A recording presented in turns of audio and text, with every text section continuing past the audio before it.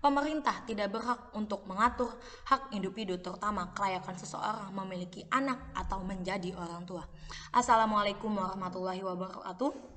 Saya Erma Nurmiati, perwakilan dari SMA Negeri 1 Satui. Pada kesempatan kali ini berperan sebagai pembicara pertama. Tim oposisi secara tegas tidak menyetujui adanya mosi perdebatan kali ini, yakni Dewan ini mewajibkan orang tua untuk mengikuti tes kelayakan sebagai syarat memiliki anak. Perlu kita ketahui saudara-saudara bahwasanya tidak ada satupun anak yang minta dilahirkan dengan orang tua seperti apa dan bagaimana. Pemaparan dari tim pemerintah tidak menjawab mengapa diwajibkan adanya tes kelayakan orang tua untuk memiliki anak. Kami rasa dengan orang tua yang diwajibkan untuk mengikuti tes kelayakan sebagai syarat memiliki anak tidak dapat mengcover permasalahan masa depan anak yang cerah dan potensial di masa yang akan datang. Yang alasannya akan saya jelaskan lebih lanjut pada argumentasi saya, sehingga pendirian kami di sini adalah orang tua tidak wajib untuk mengikuti tes kelayakan sebagai syarat memiliki anak. Dan bukankah alangkah baiknya tim pemerintah memberikan kebebasan individu untuk mengatur dan mengasuh anaknya sendiri. Selain itu, Dewan Juri yang terhormat, jika mekanisme tim pemerintah mewajibkan tes kelayakan memiliki anak, maka harus ada juga tes pranikah.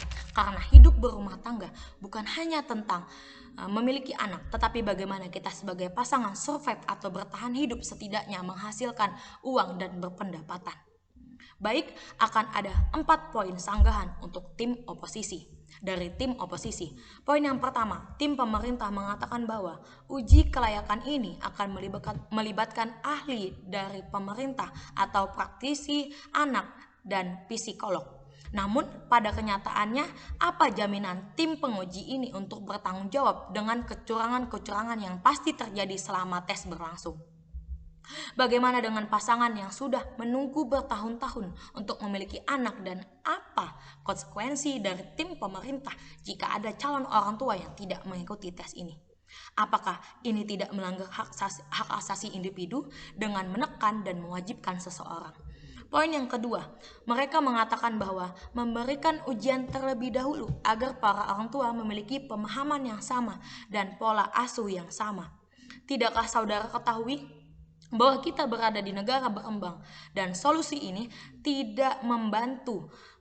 Mengapa demikian? Di negara berkembang dengan pendidikan yang relatif rendah, dengan pendapatan yang relatif kecil, dengan mewajibkan tes seperti ini hanya menambah beban orang tua, terutama mereka yang tinggal di wilayah terpencil dan pemahaman yang masih kurang. Alangkah baiknya tes seperti ini dialihkan dengan perbaikan sistem pendidikan agar setidaknya para orang tua memiliki pengetahuan mengenai pola asuh anak dengan optimal dari pemerintah. Poin yang ketiga, mereka mengatakan bahwa pola asuh menjadi faktor utama kepribadian anak di masa depan. Respon saya, kepribadian anak bukan sepenuhnya salah orang tua. Lingkungan pertemanan dan tempat bermain anaklah yang mempengaruhi kepribadian anak tersebut.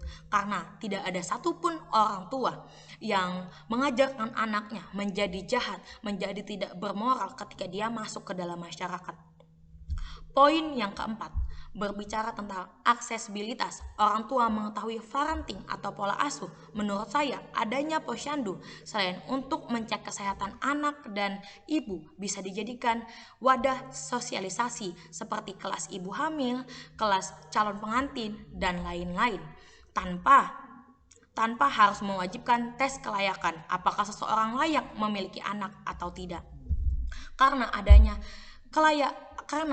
tes kelayakan ini akan semakin menambah stigma masyarakat atau keluarga yang mempertanyakan kapan memiliki anak, kenapa belum ada anak, dan lain-lain, yang hanya akan membuat para calon ibu tertekan.